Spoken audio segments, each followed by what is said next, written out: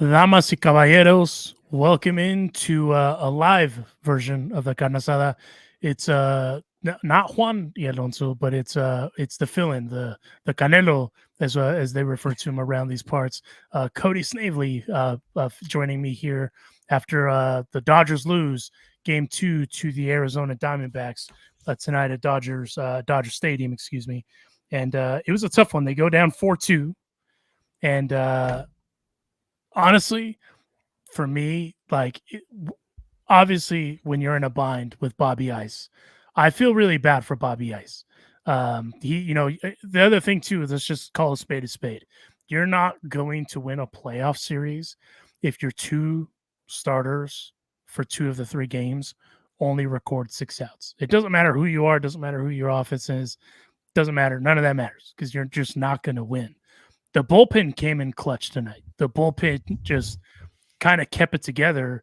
The homie, big shout out to the homie Joe Kelly for holding it out there for a little while too. But Cody, you and I are not in Los Angeles at the moment. We are in our respective home bases, but I can feel your pain just like you can feel mine. So I just wanted to get your reaction to kind of the end of that after Game 2. Yeah, it seems like as bad as the game started again, getting a little bit of deja vu, giving up 3 in that first inning. Miller's not looking like he's settling in. A lot of his pitches are spiking. He can't locate his breaking pitches. Um, they still had a chance to win this game, and they only lose 4-2, and they gave up 3 of those runs, like I said, in that very first inning. And it was really pretty much up to the offense. And coming into today, obviously Kershaw's start, like when he started yesterday and they got off to that rough start, I mean, the offense still could have tried to get back in the game, but that never really happened. And that's also translated to today. So, I mean, we've been talking for weeks now that the pitching, starting pitching, bullpen, however they were going to do it was going to be the biggest issue. But it seems like the same issue that always plagues the Dodgers this time of the year is just the offense. And it definitely is that was the point today, is where they were, I believe, 1 for 6, 1 for 7 with runners in scoring position. They didn't really execute. It seems like whenever October hits, their game plan kind of changes. Rather than working the count, getting the pitch count for the opposing starter high, it kind of goes out the window. And probably just because these last 2 games they've been playing without a lead or not in a tie ball game, that they have to come back. So they're definitely starting to feel the pressure now, being down 0-2, heading back to Arizona now for Game 3.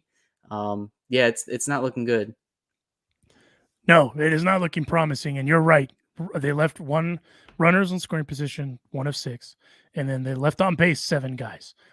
At the end of the day, you're not going to win if that's what you're going with, right? Mixed in with the pitching woes. I'll be 1,000% honest with you.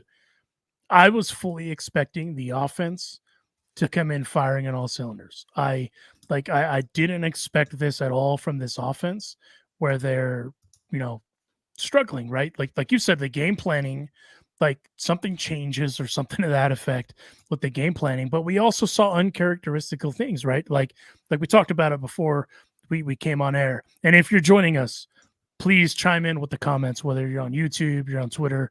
We'd love to hear from all of you. This is a safe space. We can discuss all of the pain, not just my colleague Juan Ramirez's Fight Club. If you don't know, Bob Costas is in his Fight Club. We can talk about that here in a minute. But I feel like the offense, just as a whole, has just been flat, and it's kind of uncharacteristic of these guys, right? Because we talked about a couple of at bats between Max Muncy and Freddie Freeman, where they were just kind of chasing, right? They're trying to make something happen.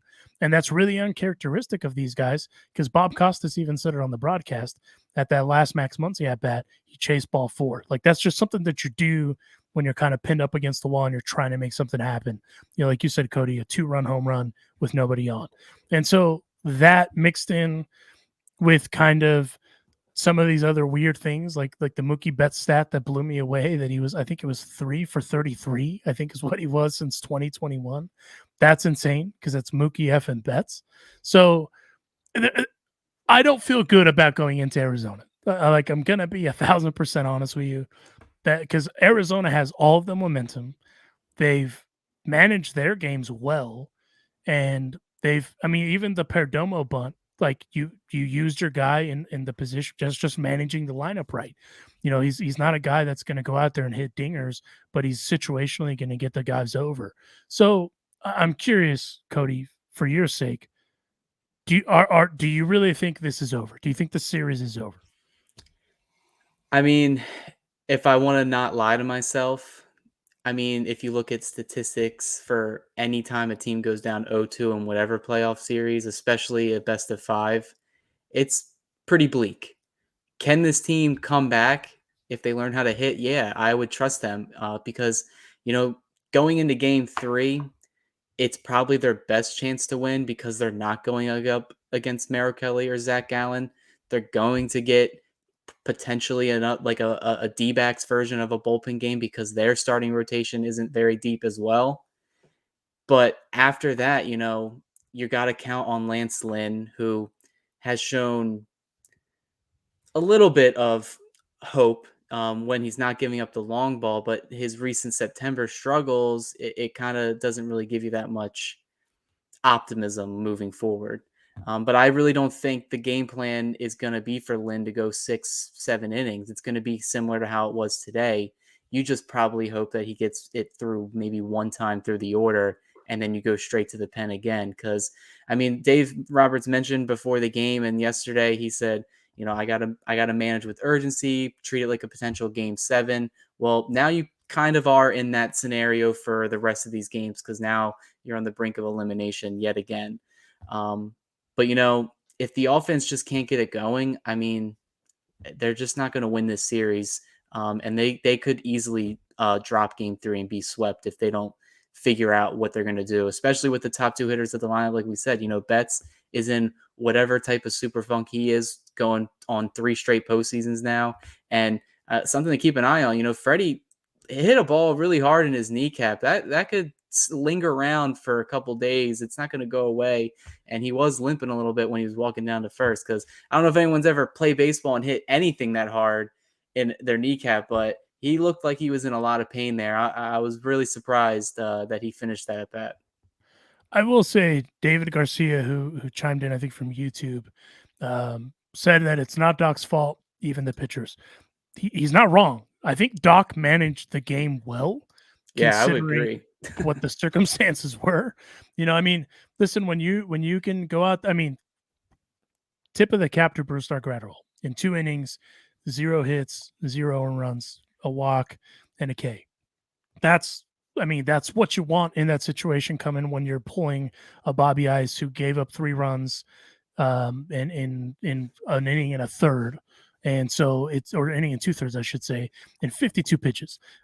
Not an ideal outing for Bobby Ice, but I mean, he's young, right? It's his first playoff start. The adrenaline's going. That's a real thing.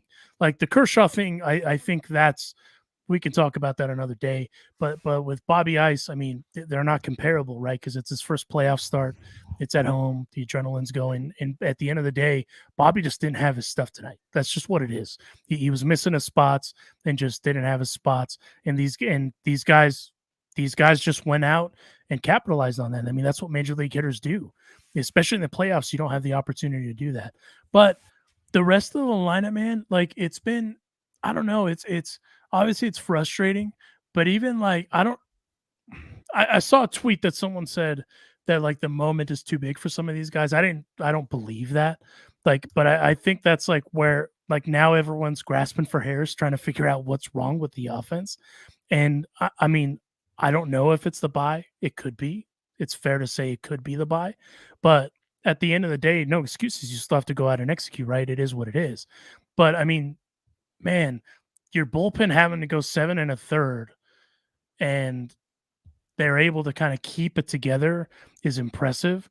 But also, like, I just can't, I don't know, man. Like, this feels worse so far than it did last year with San Diego. Yeah, I know that's dramatic, but that like they're it's a tale of two cities, right?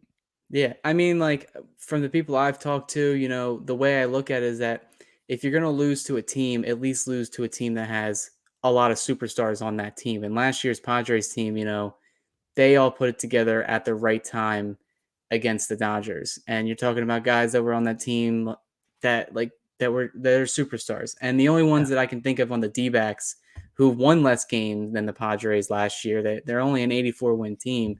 I mean, you got young guys like Corbin Carroll, and then you got the two pitchers that we've already faced in Kelly and Gallen tonight. But other than that, it's kind of just a group that the way they play baseball, and we talked about it at the beginning of the season, is just probably the best way to play baseball in the postseason, and that is to bunt for hits, get on right. base, steal bases, play good defense.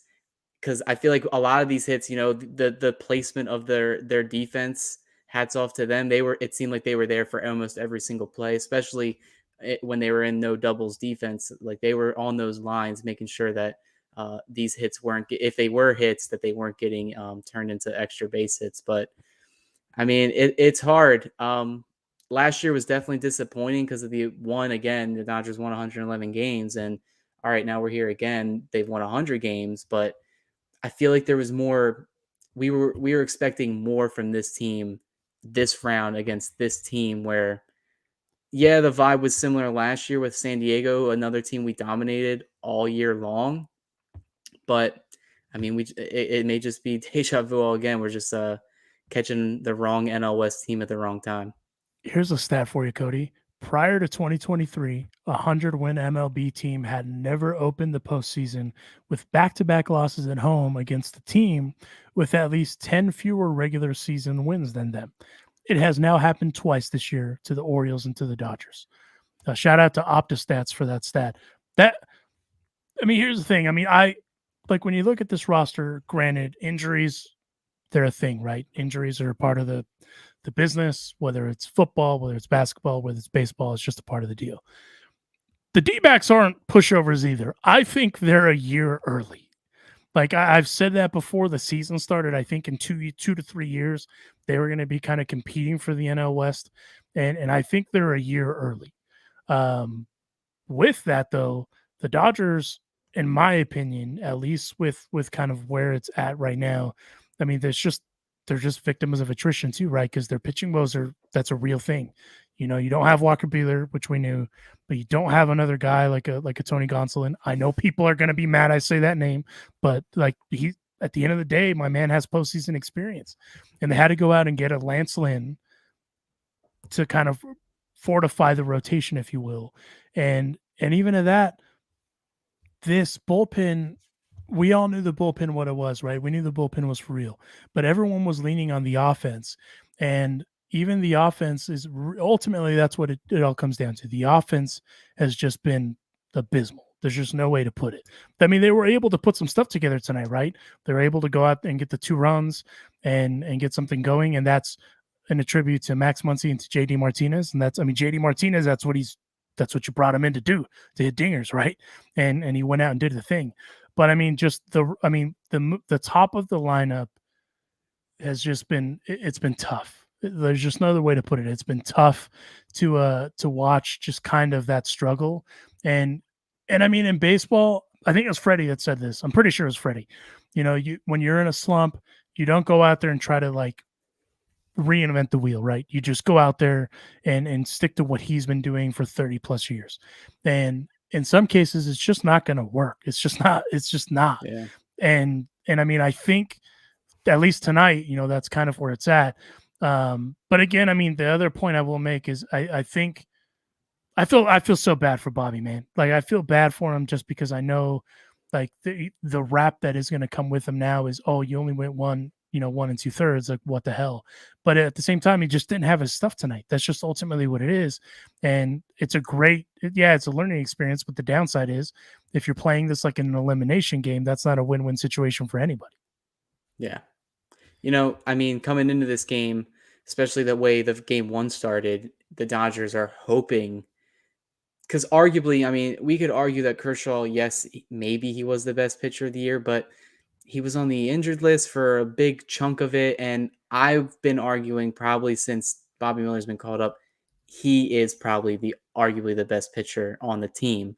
Yeah. Um, and I don't know if that's a good thing or a bad thing because he's a rookie that is also one of those guys that you could say, all right, well, we expected him to make his debut this year, but we didn't expect him to be the either one or two starter. I mean, they mentioned it prior to this, but the original Dodgers rotation on opening day, the only one that's still there is Kershaw. Everyone else Right. either went down under the knife again, whether it's Dustin May, Tony Gonsolin, Noah Syndergaard obviously didn't work out, and then the whole thing that happened with Julio, and we don't realize that wasn't that long ago, and that threw a curveball into the entire Dodgers pitching plans, not only for the rest of the regular season, but in October too, because they couldn't really fix that with anything except internally. Like Yeah. you can't trade for somebody after the trade deadline's over.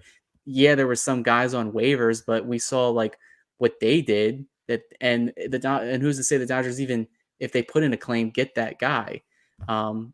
But yeah, so I feel like a combination of those things, you put Bobby Miller on the spot, it is a big spot to be put on to prevent your team from going down 0-2 where, like I already mentioned, you go down 0-2 in a series in a best of 5, the odds are not looking good in your favor for you to come back and win that series. So, this is why I argued Bobby Miller should have probably started game 1 just because I feel like we don't know what's going to happen. We're just looking, all right, well, hypotheticals, but Right. I wrote and talked about it before where I feel like there's just more pressure put on him in game 2 down in the series than it is, say, the series is tied 0-0. And he could have finished that second inning, maybe, but like we said, Dave Roberts was planning to run prevention, and it ended up working out in the Dodgers' favor. The bullpen only gave up 1 run, and it was on a home run with Ryan Brazier, who was pitching more innings than he's accustomed to during a game. So, I mean, but Bobby Miller, man, we saw it on his face, the look on his face, whether it was disbelief, anger, or just being like pure shock that he was getting taken out that early. We don't know what it does to the player's head, like until potentially he gets back out there, which, I mean, at the next spot that he's looking, it would probably be game 5 if they could even force it. So, it's going to be a stepping stone for his career, no doubt, because he's definitely solidified himself as not only being a key part of this team this season, but he's definitely going to be there next year. So, but it is disappointing that he couldn't go deeper in this game. But the whole pitching staff in general kept them in the game. It was the offense, like we've been talking about, that was the Achilles heel. We're live in the carne asada right now. If you're joining us, whether you're on Twitter, YouTube, wherever, I think Instagram, I don't know how this works. I just work here. But we're live. The Dodgers go down 4-2 to the Diamondbacks against the Diamondbacks, tonight in Chavez Ravine. It's been a tough start to this NLDS as a whole, like, especially for the starting pitchers. I mean, Clayton Kershaw and Bobby Miller threw a combined 2 innings in the first 2 games of the NL Division Series. At the end of the day, anyone with, even with the opener kind of thing now in baseball, anyone and everyone will kind of tell you if your starters are only going a combined 2 innings in the first 2 games of an NL divisional series, it's not boding well for you. The odds are probably not in your favor, right?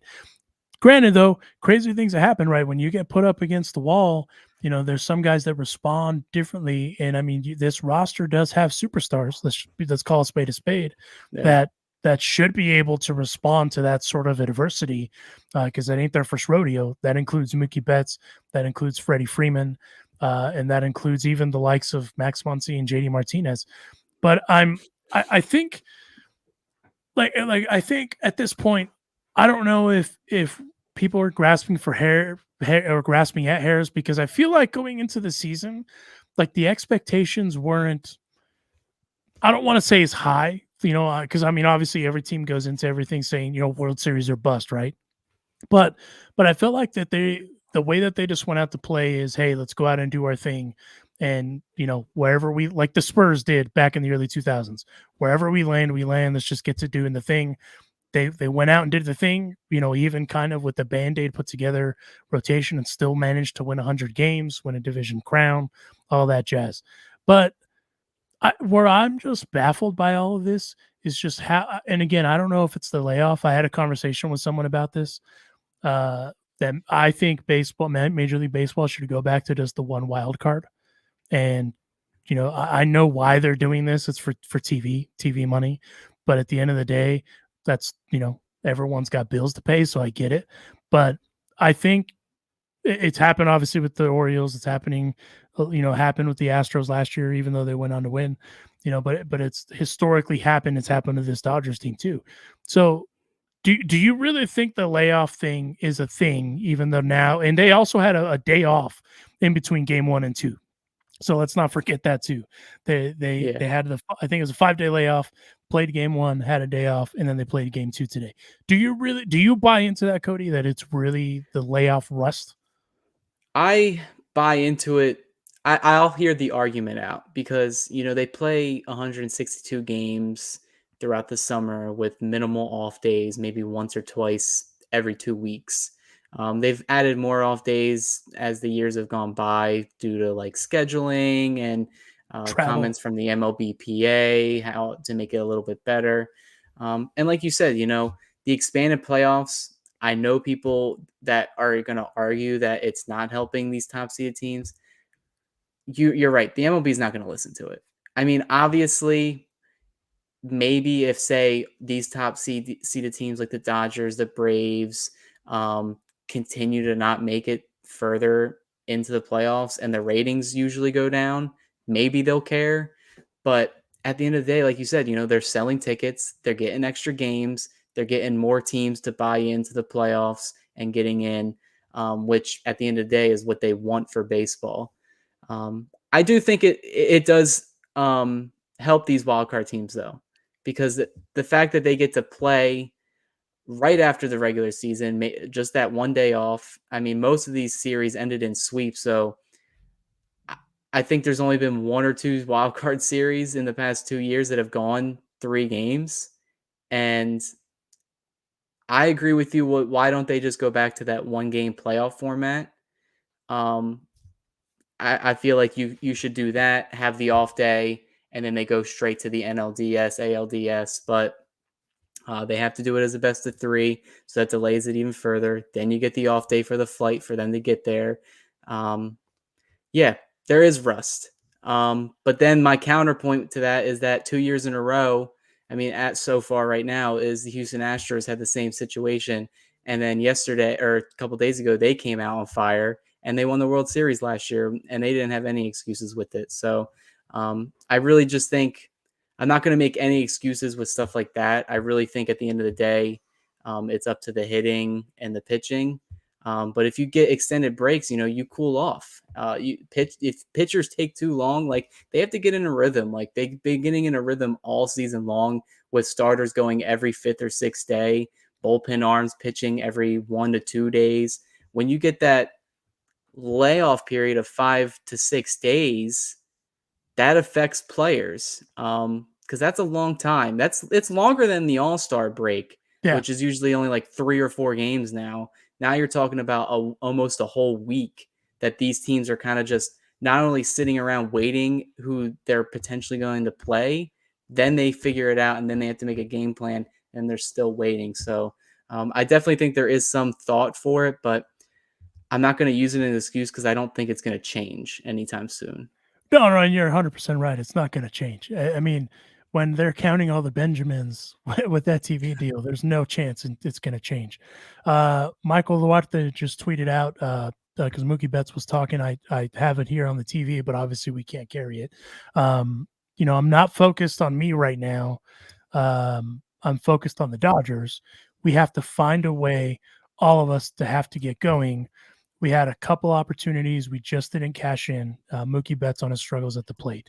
Listen, I mean, they know, right? They see it for what it is. They know what it is. Obviously, us on this side, we're here to litigate it for what it is, right? And obviously the fans are going to chime in. And by the way, if you're joining us, please chime in. I've seen some the the ticker. I don't know what it's called, but it's been moving. So I'll read some of the stuff here in a minute. I also don't have my glasses, so if I butcher your name, I apologize. But I, man, like it, it's I have. If you've listened to the show in the past, you know that I have a different perception than a fan because I worked in the game and all that dumb stuff.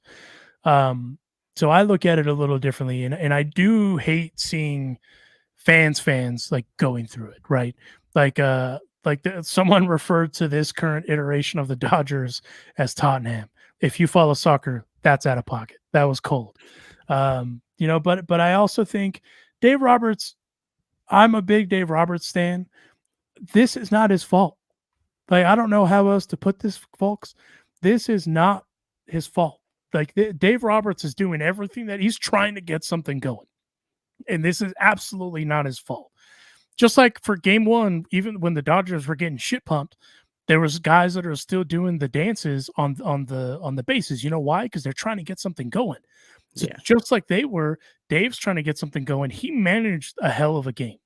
Dave did a hell of a management of this entire game because, like you said, he talked about it, went into it, treating it like an elimination game, and he managed the hell out of that game. He obviously had Bobby Ice on a short leash. Bullpen did what they did. He more or less emptied the bench, but this is not Dave Roberts' fault. I don't give a shit whose fault you think it is. It is not Dave Roberts' fault. Can we agree at least on that, Cody? Yeah. I mean, I think to most Dodgers fans' credits, at least that I've seen on Twitter, they're not holding him really accountable for this at all. He's been given this roster, he's been given the circumstances, and today, while some of the moves in the beginning, potentially questionable, almost every single move that he made logical sense and it worked. Even pinch hitting for Colton Wong, Yeah. that was a good idea. He's playing the matchup. Torey Lovello was playing the matchup, and they're having a battle on the manager side. And it just happened to not work out in the Dodgers' favor.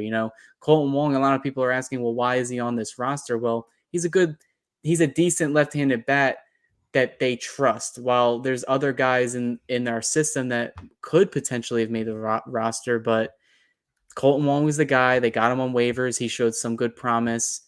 You expect him to play well in that spot, and it just didn't work out. Not every decision you make is going to work out 100%, but for today, Dave Roberts, I would say like 98% of his decision making worked out today. Well, The only one.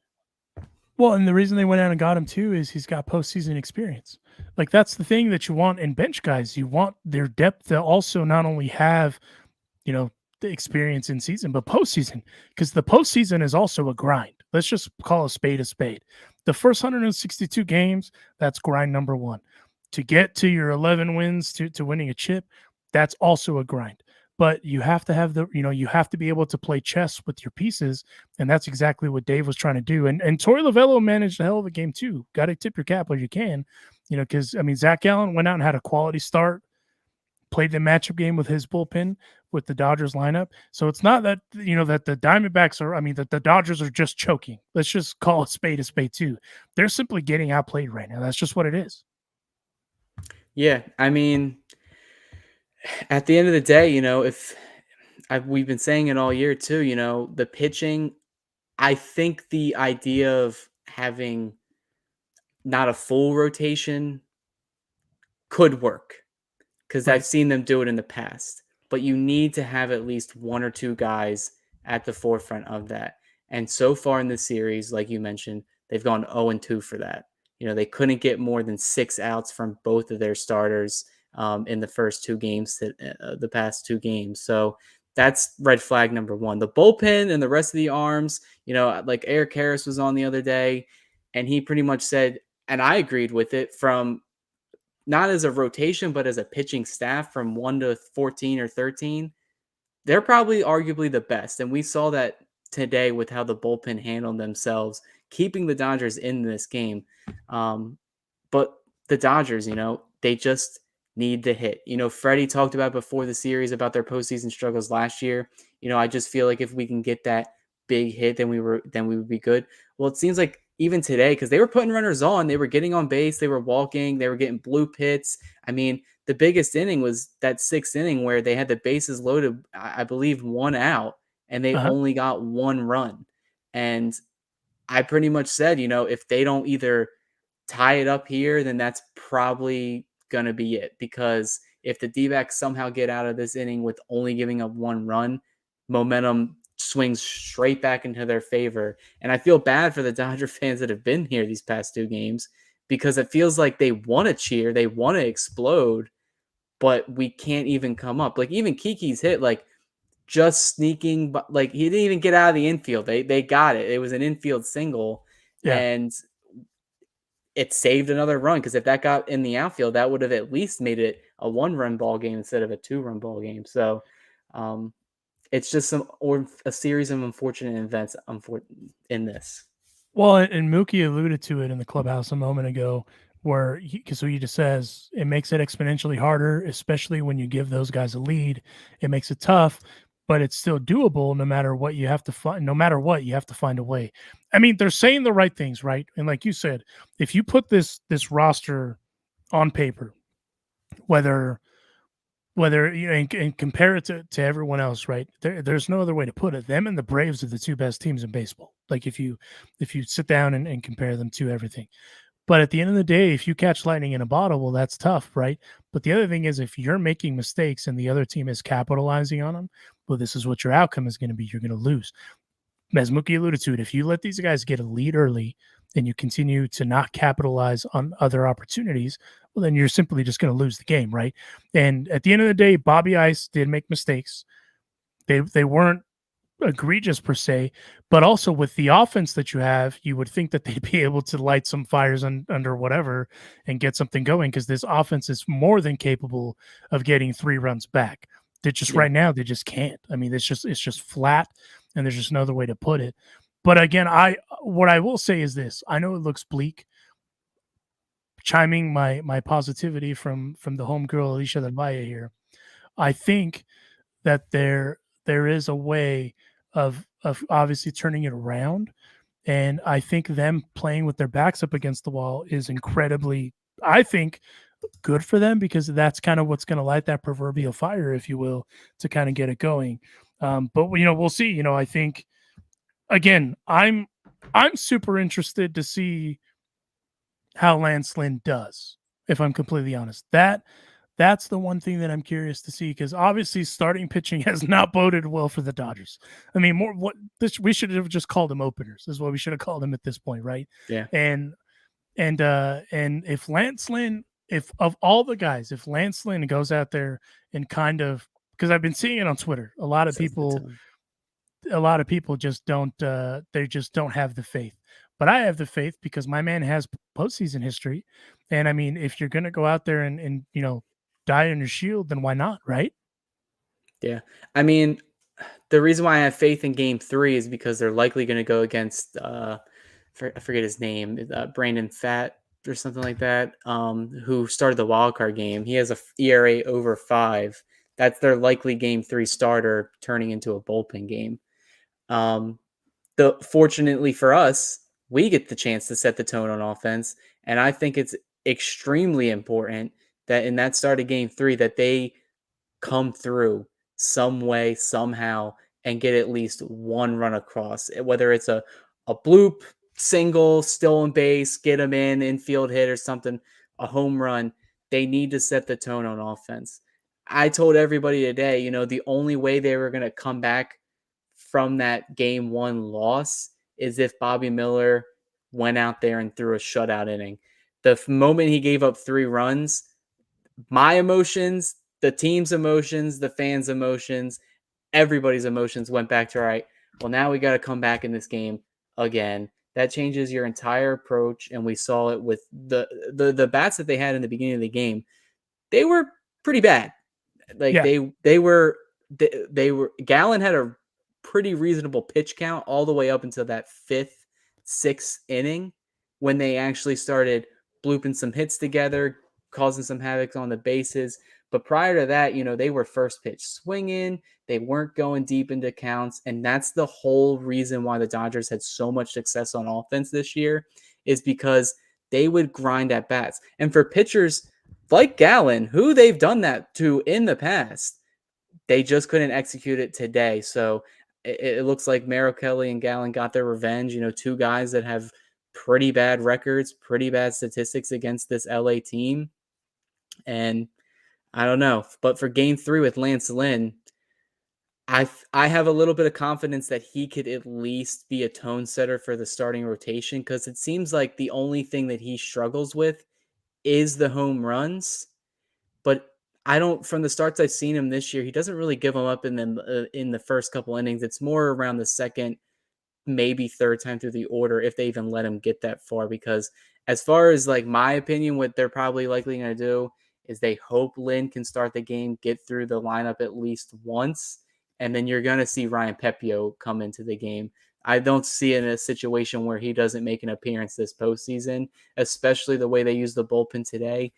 Thankfully, they do have another off day to go travel to Arizona to give this pitching staff another rest.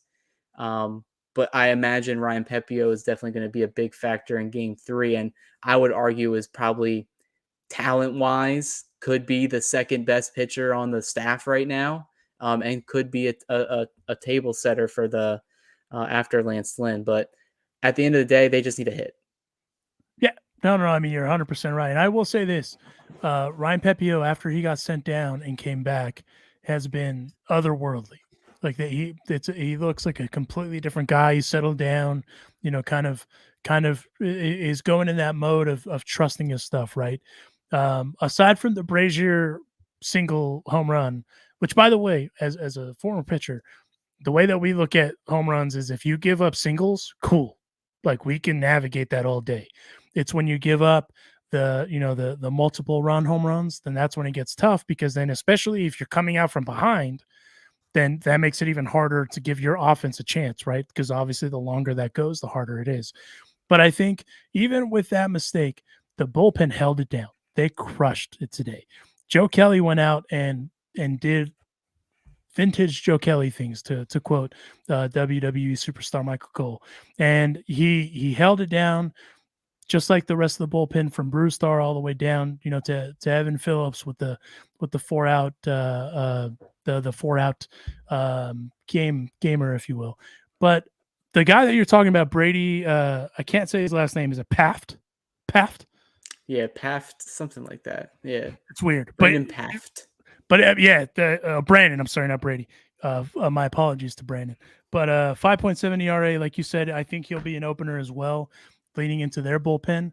And I mean, listen, if best case scenario, if Lance Lynn gives you 3 innings and he gives you 3 clean, geez, I hate being bilingual, clean innings, and then you can go into that bullpen and do the bullpen what the bullpen did tonight, the offense just needs to execute at that point. Like that's what it is, right? And to your point, a minute ago, you talked about Freddie Freeman. I just saw the replay again of him getting hit in the kneecap. Let's also not forget, earlier in the game, he slid into first base kind of awkwardly, and it was that same leg. So hopefully he's, obviously everyone right now is kind of going through it because everyone's either sore, kind of going through whatever random ailments, because it's a long season. But hopefully Freddie can be 100% healthy. That'll be something to look out for. But I mean, that's how I would go about it. Just to chime in with some of the comments. So RH is betting for Arizona to win now. Thanks for the positivity, my guy. I appreciate that. After last year's collapse, I expected nothing this year. Nothing excites me this year. This year's playoffs at all. I think that's Juan. I honestly think that's Juan. Something tells me that is Juan Ramirez. Sean says maybe more strategic ball playing to include sack bunts and more aggressive base running. I actually agree with that, because in order to get something going, you got to play small ball too, right? Like the Mookie Betts kind of bloop single, if you will, in the 7th inning. I mean, that's still considered small ball, right? Like it wasn't just trying to get the ball in play and get something going. So I think that's good. The other big thing too is the first pitch swings, like we talked about. again, it was uncharacteristic of these guys to go out there and have as many first pitch swings as they had. So that would be chill if they would kind of tone that down. Stewie Dewey, let's go D-backs. No, we this is a safe place, but not a safe place for the D-backs. And I'm curious to really. I mean, again, I saw on Twitter there was a lot of Lance Lynn slander, so I was kind of curious about that. But uh, I'm more curious about really the offensive slander. Does that make sense? Am I wrong to think that way? I mean, I feel like people are going to talk about the pitching staff. People are going to talk about Kershaw and what happened with him. People are going to talk about Miller, how he wasn't able to get through more than 2 innings. Um, but you got to use the cards that you were dealt, man. And right now, what we have is we have Lance Lynn, we have Ryan Pepio, and you're hoping that they can force a game 5 or a game 4. And guess what? You know who's going to go game 4? Clayton Kershaw, the same guy who got blown up in game 1. If you want to force a game 5, and Dave Roberts already said, if the only way the Dodgers are winning, not only this series, the NLCS or the World Series, Clayton Kershaw has to be a part of those plans. But I feel like even with the demons that this pitching staff has faced, it seems like the biggest thing that's going to fail this team again is just whatever happens to their hitting and their philosophy in hitting. Because it seems like last year the same thing happened. I mean, after Trey Turner hit that home run in game 1, the 1, 2, 3, 4, 5 hitters all just forgot how to hit.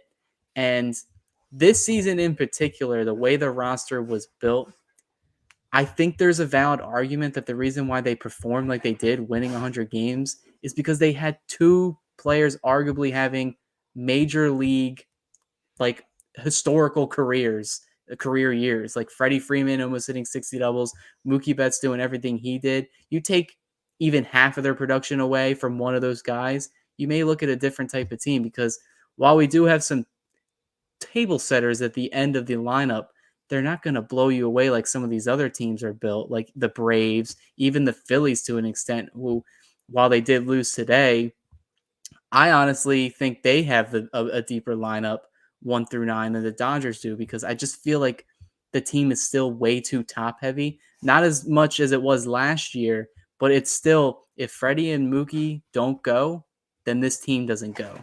They need those 2 guys to be doing what they did, at least part of what they did during the regular season. And so far from 22 and 23, we're just not seeing it. No, you're 100% right. I mean, at the end of the day, if you're going to have proverbial MVP seasons, if you will, right? I mean, and the only reason I say proverbial is because we don't know who the MVP is. I mean, that's really the only reason why I'm saying it that way. But I mean, if you have MVP caliber years, and like you said, you take away some of that production, then it changes the entire dynamic, right? Because then you have other guys that you're weighing heavily on to kind of go out there and produce. At the end of the day, that is why you signed Freddie Freeman and Mookie Betts, though. That's Yeah. kind of the expectation, right? For them to go out there and have MVP caliber seasons every season and kind of be able to put their offenses, the offense on their back and kind of go out and do the thing. But again, I think what it all just kind of comes down to is just right now, it's not going their way. That's just the reality. And I think this being an elimination game, I think is going to kind of change that mindset. And I just really hope that the first pitch swings and kind of those impatient at bats will go away, because they're obviously going to watch the film and that's exactly what all these guys are going to tell them. Yo, you're being impatient. This is uncharacteristic of you. You can't do this.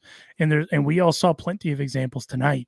And really the only question that I have for you, Cody, is lineup wise, do you think there will be a shakeup in the lineup in any way to try to get something going? I don't know. Probably not. I mean, if I was a betting man, I would say more than likely you're going to see the same lineup that we saw these past 2 days, with lefty heavies. Maybe you switch up the bottom 3. Maybe you give, because there's not really anybody hot on the bench that you could say, all right, well, I know Outman kind of doesn't look really comfortable at the plate right now. Let me sub in Chris Taylor or this guy. But almost everybody like that got in at bat these past couple days hasn't really done much. And arguably the best hitter is probably JD and Will Smith to an extent, but Will Smith went for, I believe, an 0 for today. He Yeah. didn't look good. He hasn't looked good in the entire second half. So I assume it stays the same because Arizona is also going to be in that bullpen game mode like LA was in today. But they're going to go with the platoon lineup. I imagine once matchups start getting placed, you're going to see Chris Taylor, Kiki Hernandez get in the game. You're probably going to see Colton Wong get in at bat late in the game again, similar. Kind of how the D-backs pitched the second half of this game once Kelly or Gallen came out is I imagine is what you'll see happening with lineup construction that way. I feel like you get the same 1 through 9. You just sub them out once the matchup favors whatever handedness of the pitcher and hitter that you want. But you really can't change the top of the order because I feel like that's just the way it's been. I mean, there's been argument before about moving Smith down and moving JD up, but I feel like if you move JD up, who's been hot, it kind of destabilizes the balance of the lineup because I mean it worked most of all the regular season. If it's not broke, don't fix it. But it just doesn't seem like they're firing on all cylinders right now, and that's kind of reason why we're seeing them out of sync. Well, and it also doesn't hurt that Max is a lefty and JD's a righty, so being protected by a lefty isn't a bad thing either. So I obviously I've been away. If you watch this show or listen to this show regularly, I've been away. I didn't make any sort of postseason predictions because, well, nobody asked me. So nobody asked me, and I'm still going to make them. I still think the Dodgers were going to win this series in 5, and I thought that all along because there may be a little bit of ring rust to begin with, right? But also, you know, it's been a year. And the reason I say that is you go into all the MVP talk and all kind of the expectations that were put on to the team after the fact. And then what ends up happening is game 1, Clayton Kershaw just wasn't great. Game 2, Bobby Miller, not great. But I think Lance Lynn, well, who is playing with house money, if we're calling a spade, because everyone's kind of overlooking him to begin with. I think he'll have an outstanding start. It'll be a quality start. And I think Dodgers will obviously win game 3. And then game 4, Kershaw will get his redemption, as you alluded to. And that'll be the redemption game. And then Bobby Miller will also get his redemption in game 5. And so I think the Dodgers will pull it out in 5 and then kind of get the offense going, obviously, in game 3. He's into it, start getting it going, and win game 5. And I'm even going to predict that Mookie Betts will have 2 hits in game 3, just to offset the 3 for 33. Because that's honestly, when I heard that stat and then I had to look it up, it just didn't make sense in my mind. Because that's just something that you don't expect from a Mookie Betts. But then you also don't expect Clayton Kershaw to have a 4.7 ERA in the postseason, right? So weird things kind of happen in the postseason. But I will say RH, who I still think is Juan, chimed in with a solid comment. That's the Wong idea. He said that to you, Cody. It's the Wong idea. Yeah, I am still convinced that's Juan Ramirez. You cannot tell me otherwise, sir. So RH or Juan Ramirez, as we'll call you, that's that. So listen, man, for all of you that joined us and the interaction, thank you for joining us. Mike Rodriguez, we talked about this a second ago. It'll probably be Lance Lynn. Well, actually, we know it'll be Lance Lynn, but then they'll probably go right into Pepio to be kind of that long reliever after Lance Lynn gets 3 innings in. 3 dominant innings, by the way. I'm putting that out into existence, Cody. And then Pepio will come in and carry it out for 3 dominant innings as well, and get the thing going. I will say this though, I am a little surprised. I understand why they're going about it this way. That Pepio,